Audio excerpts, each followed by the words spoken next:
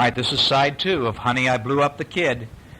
Now, Wayne had invented his shrinking machine in his own attic, in his own house, without any help from lab assistants or project coordinators or boards of directors, and he could now make the machine in large matter the same way. And so suddenly, Wayne felt good. Tomorrow was Saturday, the lab would be empty, and first thing in the morning, he'd get over there and test his new theory on his own, with a little bit of help from Nick, and of course they'd bring Adam. Then it would almost be like working in his own attic, in his own house and home, and Wayne thought that was the way it should be. All right, now we move on, and the next chapter is Chapter 7. Okay, now we're to Chapter 7, and it's the next night, isn't it? Okay, we're going to read this book, though, now, sweetheart. Okay, you up here, Hunter? No. Well, climb up. I can't even stay up. Okay, get up here a little bit. There we are. I know Cheyenne's bed's not too wide, but it was just a few minutes past sunrise the next day when Wayne, Nick, Adam arrived at Sterling Laboratories.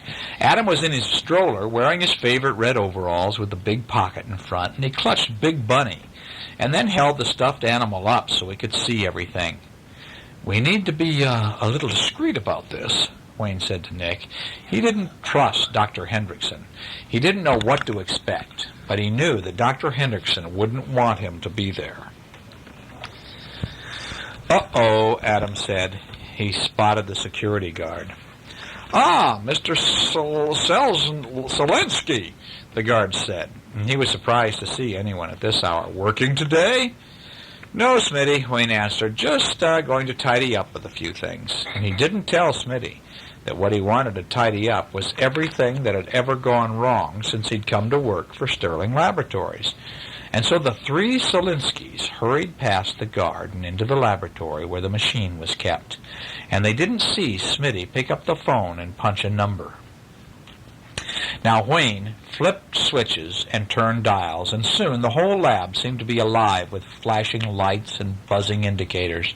And Adam thought it was a light show just for him and Big Bunny.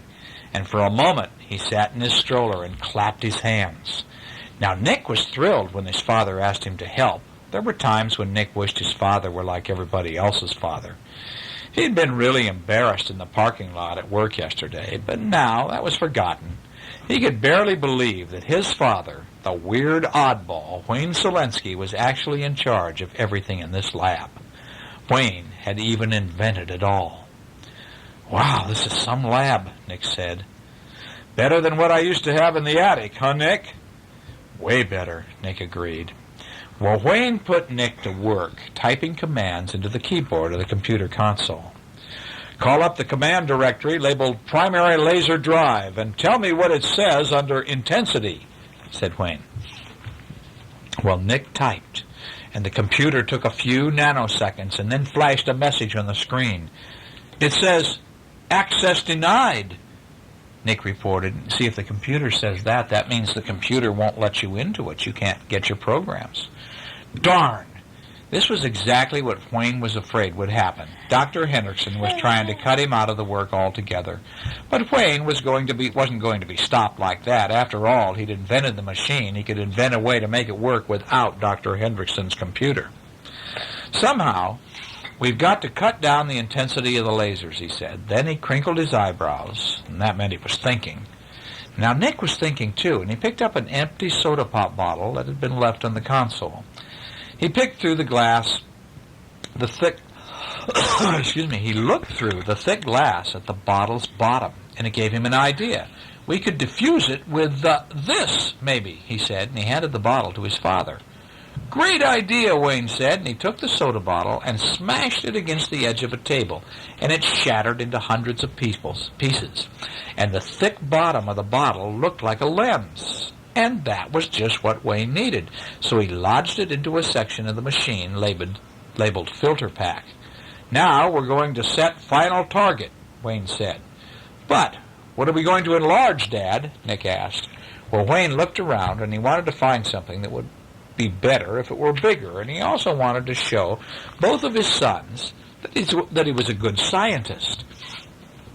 He didn't think they'd be impressed if he used a blue crystal like Dr. Hendrickson kept doing. He wanted something special, very special. And what was more special than Big Bunny? It was Adam's favorite toy. He'd love it even more if it were bigger. "Let me borrow this guy," he said, taking the stuffed animal from Adam. "We're going to make Big Bunny into a much bigger bunny." Now, Adam seemed to think that was okay, and Wayne put Big Bunny on the target pedestal and started flipping switches again, and Nick helped him, and they were having fun. They were having so much fun that they didn't notice that Adam was having second thoughts. "Bunny gone bye-bye," Adam said. That didn't make him happy, and so he climbed out of his stroller. Nick concentrated on the data that appeared on the computer screen, and he read it out loud, and Wayne nodded wisely and adjusted some dials. "Adam, get Bunny." And Adam toddled towards his best friend. And then Nick saw something on the computer screen that he didn't like at all. "Dad!" he shrieked. Wayne looked up. He saw it too. It was bad. A power surged. He called, "Quick, the abort switches!" Well, Nick searched the panel in front of him, but he didn't see anything. It was all a blur. And there he is. He's putting his bunny up there, isn't he? And now the power is getting ready to surge. And we'll go through these other pictures later.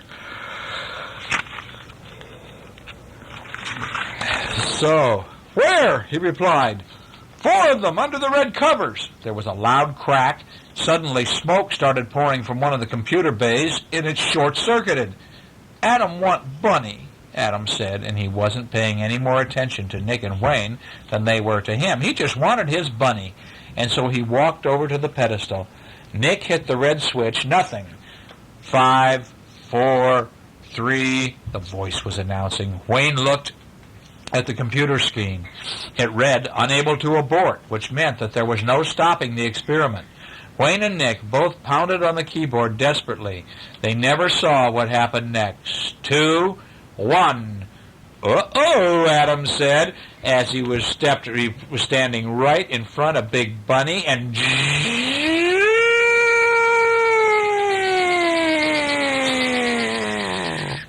the bright red laser flashed through Wayne's invention and surrounded Adam in a smoky pink aura. And the lights in the lab flickered, and Adam sat down, and then the beam zapped Big Bunny. And the lights flickered again, and Adam crawled back to his stroller. "Bye-bye, bye-bye," he said. And it was the same thing he said whenever he knew he was in big trouble. Now Wayne turned around just in time to see the last of the beam hit Big Bunny.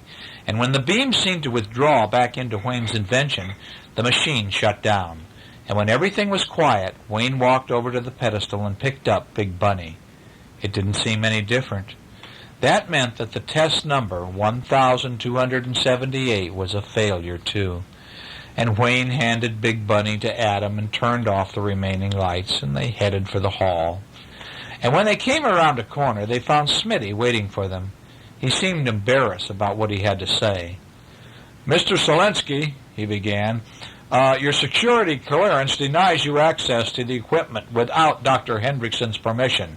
Are you aware of that, right?" Nick was surprised. Wayne wasn't. "Yes, I know. I had to call Dr. Hendrickson. I'm sorry, Mr. Selensky." "It's okay, Smitty, I understand," Wayne said. And Smitty had just been doing his job. And then Smitty looked at Adam and Nick, and he hadn't seen Adam for a long time, and the baby strolled and waved at Smitty, and Smitty waved back. "That baby of yours is sure starting to get big," Smitty said. 2-year-olds grow very fast, and sooner than you can believe it, you won't have a baby anymore. You'll have a big kid. "Why, you should see my grandchildren," Smitty said, and he liked to talk about his grandchildren. Wayne didn't have time to hear that now. He knew he had to get out. Wayne said goodbye to Smitty, and the 3 Selenskys went out to the parking lot, and it was time to go home. Chapter 8. When the Selenskys got into the van, it seemed that each of them had something on his mind. Wayne shook his head in confusion. "It should have worked," he said. He was sure the lens would have made all the difference. "Dad, how come you've got to ask somebody's permission to work in your own invention?" Nick asked. In the car seat in the back of the van, Adam looked at Big Bunny. "Big, big, big," he said. Wayne tried to answer Nick's question. "Well, you see, I'm a member of a team now, Nick." "But, Dad, it's your invention. They didn't have the idea, you did." Well, Wayne couldn't argue with that. Nick was right, but life wasn't always fair, and Wayne wanted to spend some time with Nick to help him try to understand the way things worked. From the back seat, the baby said, "Adam Big." And as he pulled the van into the driveway, Wayne made up his mind to get a babysitter for Adam and do something special with Nick that afternoon. They'd have fun. He pulled the van to a stop and turned off the motor. Nick headed for his room while Adam reached into the back seat to get Adam. "Ouch!" he hollered. He was just about put his back out trying to lift Adam out of the van. "You put on some weight," he said to the baby. "Big," Adam agreed. Then he giggled. Now Wayne lugged the baby into the house. "Daddy's going to fix you an early lunch. Maybe something low in calories. And then Nick and Daddy are going out, and I'm going to get a babysitter so I can spend some quality time with Nick."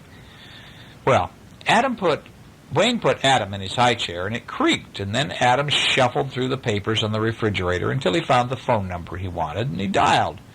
"Hello, is this Mandy?" In a few seconds, it was all done. Mandy would come over and babysit, and she would be there at 3:30. So Wayne put some food in the microwave for Adam and went into Nick's room to tell him the good news. As soon as he was alone, Adam slid out of his high chair and toddled over to the microwave.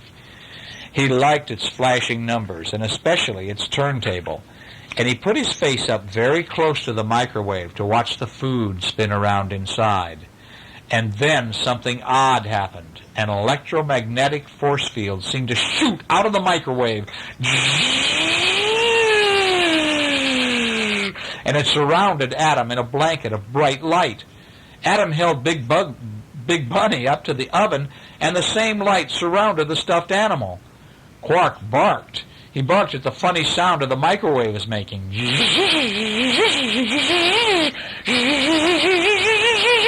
barked at Adam's giggles. Mostly, though, he barked at the shadow that Adam was casting on the wall of the kitchen. It was growing. Uh-oh. Adam is really starting to get bigger, isn't he? Yeah. Well, this is Chapter 9.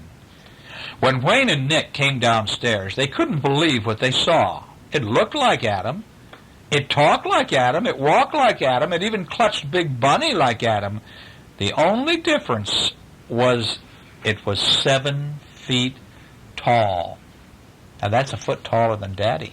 Daddy's only 6 feet tall. But Adam was now 7 feet tall. What do you think about that, Shy? Soon he's going to get 100 feet tall. Oh, I know he is. Me too. Well, He'll be a giant. is he going to be a giant? Yeah. So, what? I mean, how? Nick stuttered. "This morning in the lab," Wayne said. "Adam, he was off to the side. I don't know." Adam shook his head. "I don't think so," he said. Nick had to agree. "Adam Big," Adam said, and he held up Big Bunny. "Big Bunny, big too." Now, Wayne and Nick thought that was an understatement. They were more than a little nervous to see a 2-year-old who was bigger than they were. "Don't worry, Adam," Wayne said. "Daddy's going to make everything all right." Now, Adam didn't seem worried at all. It was Wayne who was worried. What would he tell Diane? Where would he get clothes for Adam? What would the neighbors say?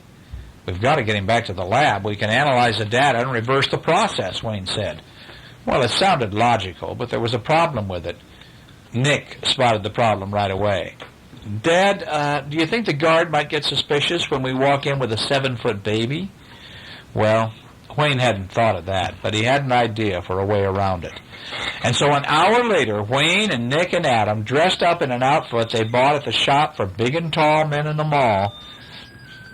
He was wearing a checkered sport coat and jungle helmet with mosquito netting, and nobody would ever recognize him as a baby. Of course, they might think he was a giant clown, But Wayne and Nick had to take that chance. Just act natural, Wayne instructed Nick as they walked down the hall at Sterling Labs. And under the circumstances, acting natural was going to be the hardest thing Nick had ever done. He whistled casually, but that didn't help. And then Wayne shushed him up because they weren't alone. They could see Dr. Hendrickson in the lab with 2 technicians, and he didn't look happy. Wayne told the boys to wait outside. "Solinsky!" Dr. Henderson yelled when he saw him. Wayne knew something was wrong. "I just stopped by to check on some computations in the database." Dr. Hendrickson's face turned red. He was angry. "The database has been erased. All 38 gigabytes. It's gone." That was definitely bad news. That would make it impossible to find out what had happened to Adam that morning. And if they didn't find out what had happened, it would be very hard to make it unhappen. "That can't be," Wayne said, and he felt faint. "Sure it can," Dr. Hendrickson said, "if the main controller was trying to compensate laser intensity." Wayne had an awful feeling he knew who was coming, and he was right. Dr. Hendrickson reached for something on the desk. "Cheyenne, don't put the pens away, honey. We're not doing that now. We're just reading books now."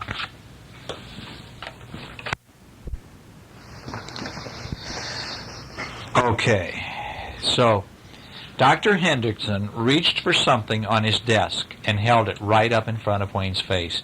It was the broken bottle, the bottom of the soda bottle.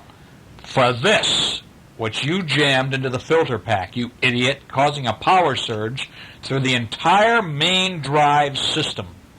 Now, Wayne was upset. The machine was messed up, and it was his fault.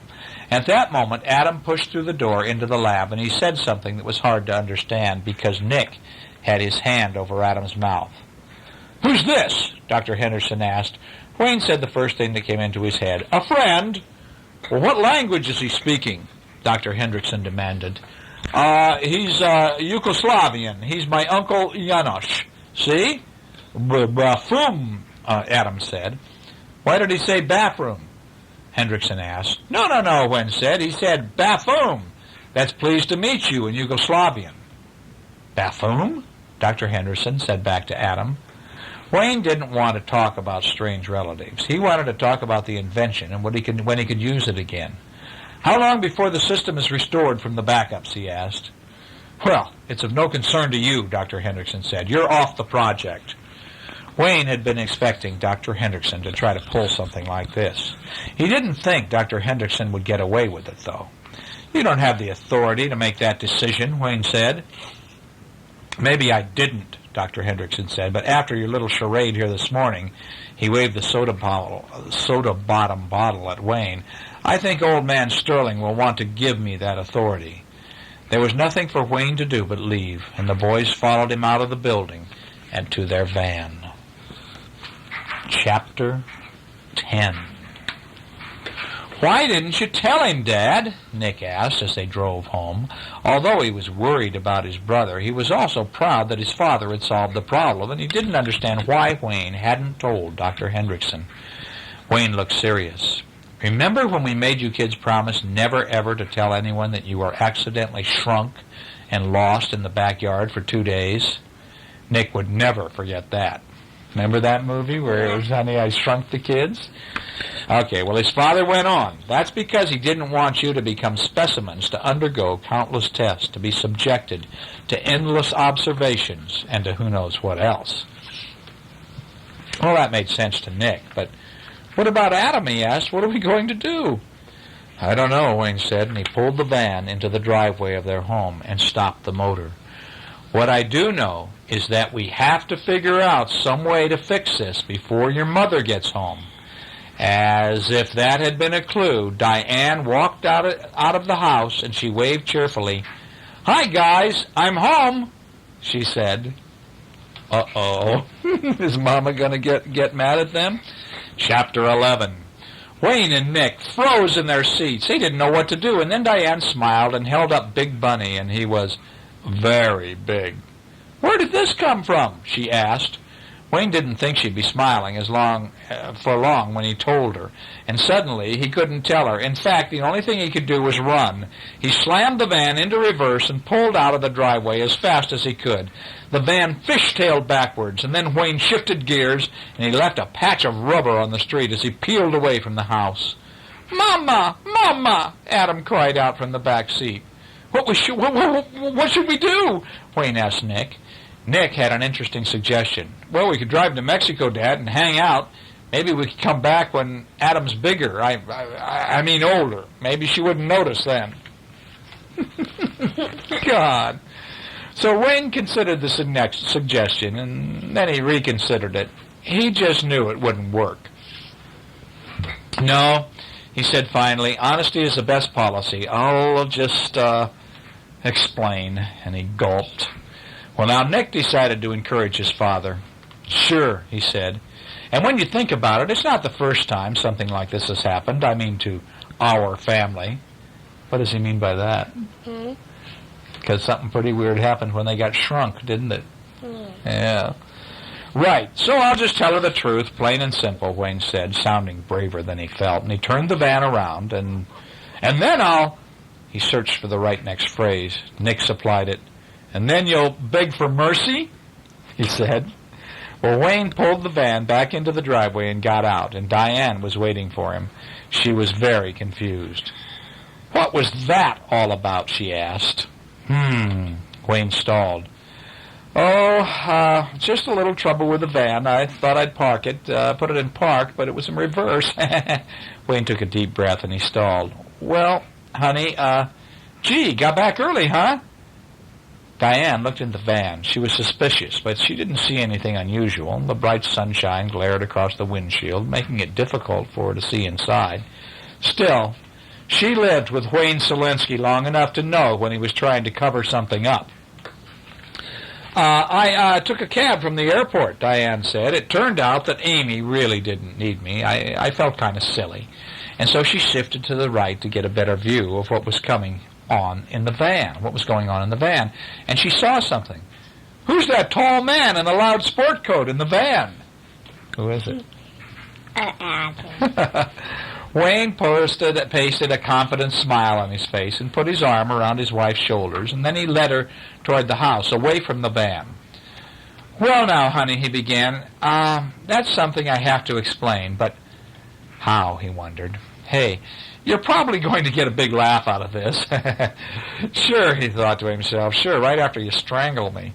And he opened the door to the house and let Diane inside. At least there she couldn't see the fan rocking back and forth and hear the muffled shouts of her oversized 2-year-old. "Mama, go see Mama! Mama, go see Mama!" "No," Nick said, trying to shush his brother. Inside the house, Wayne was having trouble getting to the point. "You know now, sometimes I invent, some of the things, that I invent, they don't always work the way they're supposed to," Wayne said. Well, Diane knew something was definitely wrong. Being married to Wayne Selinsky meant that things often went wrong. And nowadays, however, it also meant making him try to feel better about it. "Sweetheart, whatever it is, you can tell me," she assured him. "How bad could it be? After all, it's not like you did something to one of the kids again, is it?" Wayne gulped, and Diane smelled a rat. "Hey, where are the kids?" she asked. Wayne began. Diane eyed the door. "And who was that in the van?" she asked. A thought crossed Diane's mind. She didn't like it at all. "And where did that giant big bunny come from?" she asked. Well, that was all Wayne could take. "All right, I confess, I did it, I'm sorry, I did it," he shrieked. "Did what?" Diane asked, and at that the door flew open, and there stood Adam, all 7 feet of him. "Mama," he said. And that was when Wayne admitted it. "Honey, I blew up the kid." Diane did the only logical thing under the circumstances. She fainted. Nick peered around the house. "How did she take it?" he asked. "Oh, about like usual," Wayne told him. Well, Wayne picked Diane up and carried her to the sofa in the living room, and he fanned her to give her fresh air, and he told Nick to look after Adam until Diane recovered. And Nick took Adam into the dining room, where Adam took the opportunity to jump on all of his toys and smash them to smithereens. "Nick, what's he doing?" Wayne called from the dining room. "Jumping on his toys, Dad," Nick explained. "Well, make him stop," Wayne said. "Make him stop," Nick muttered to himself while Adam lined up an entire family of action figures and squashed them flat. "Why didn't I think of that?" And he spoke in a sternest older brother voice. "All right, Adam, this is your last warning. Stop jumping on your toys." Now Adam bounced on his fire truck set, and the firemen flew all over the room, pelting Nick. "All right," Nick said, "I'll give you one more warning." Now Diane came to. She remembered what had happened, and she screamed. "Honey, shh," Wayne said. "It isn't as bad as it seems." And he hugged her to comfort her. And Nick ran into the living room. "I finally got him in his room," he said. "Well, tell him to stay in there and close the door," Wayne said. "I did close the door," Nick said. And all of a sudden there was a followed by a series of loud thumps. And Adam walked into the living room, and he was carrying the door to his room. I think he just opened the door," Nick said. And we're just about at a stopping point, I think, here, my boy. And my girl, we'll read one more chapter. This is chapter 12. It wasn't easy to keep a 2-year-old occupied, especially when a 2-year-old was 7 feet tall. And the Solenskys tried dancing the hokey pokey. Adam liked that, but the whole house shook every time he put his whole self in. And while Diane and Nick played with Adam, Wayne went to work. He turned the entire living room into a giant version of Adam's playpen. And Diane and Nick lured Adam into it, and when Adam looked around at the screen, the noisemakers and the toys, he made a face. He knew a playpen when he saw one. Now Diane couldn't believe what Wayne had done this time. How did he keep getting his family into such messes? So Nick stood up for his dad. "You have to admit, Mom, there aren't too many guys who could whip up an invention like the giant playpen in 30 minutes. Well, Diane knew that was true, but then there weren't a lot of guys who would have to do it either. Diane looked over at Wayne. He was sitting in the dining room table, filling papers of yellow paper with numbers and formulas. And the calculations seemed to go on for miles, but none of them seemed to make him very happy, and Wayne looked worried. Now Diane had to know. "Wayne," she asked. He smiled weakly. "Well, the answer might be in the atomic, some of the numbers indicate, Diane knew a bluff when she heard one. "The truth, sweetheart, okay?" "The truth is, Diane, without access to the data at the plant, there's not much I can do. I know what's happening, but I don't know why." He was very sad. "I'm sorry," he said, and he shook his head. "Hey, look," Nick said, "I found a way to keep him quiet."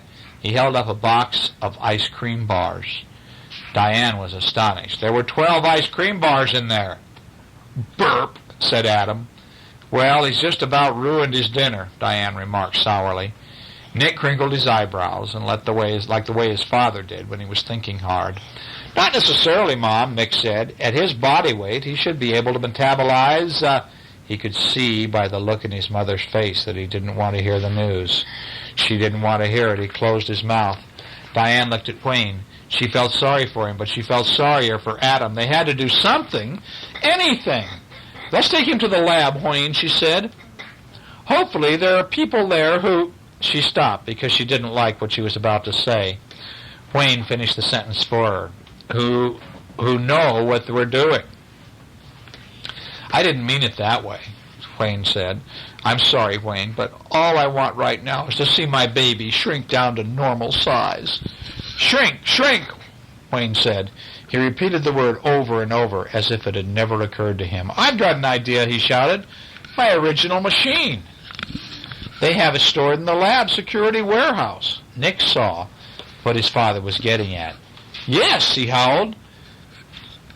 Wayne leaned towards Diane and spoke urgently. "This will have to be a covert operation, Diane. You have to go with me." Nick, you stay here with Adam. What? Leave him alone? Diane said. Diane, listen, Wayne said. You can't take him to the lab. There's no telling what Dr. Hendrickson will do if he gets his hands on Adam.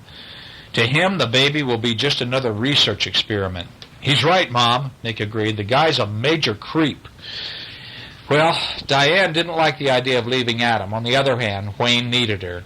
And on the third hand, Adam was yawning. He was ready for a nap, and all it took was a big cuddle with Big Bunny, the gentle, loving hug of his mother, and a few verses of Alouette, gentle Alouette from his father, and Adam was sleeping soundly. Diane and Wayne headed for the warehouse. They both knew that it was their only chance to save Adam from the prying eyes of scientists. All right, now you're going to have to turn to the next tape for side 3, and this will start with chapter 13. So find the tape that starts with side